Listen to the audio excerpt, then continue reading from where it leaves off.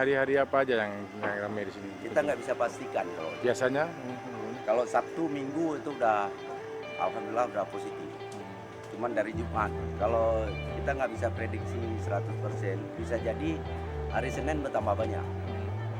Karena sebagian tamu, mungkin prediksinya hari Sabtu ataupun hari Minggu lebih banyak tamu, tapi dia lebih milih hari Senin, tiba-tiba hari Senin lebih banyak.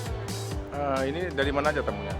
Tamu mancanegara seluruh yang ada dari Jakarta, ada dari Medan, ada dari Banda Aceh, ada pokoknya seluruh Indonesia lah. Kalau luar negeri?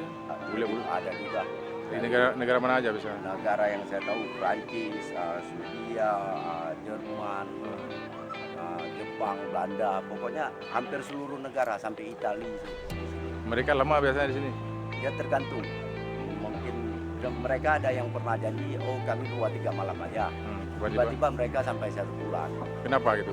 Karena dia lebih senang alam di sini. Dia lihat lautnya bersih, taman lautnya indah, desa untuk diving bagus.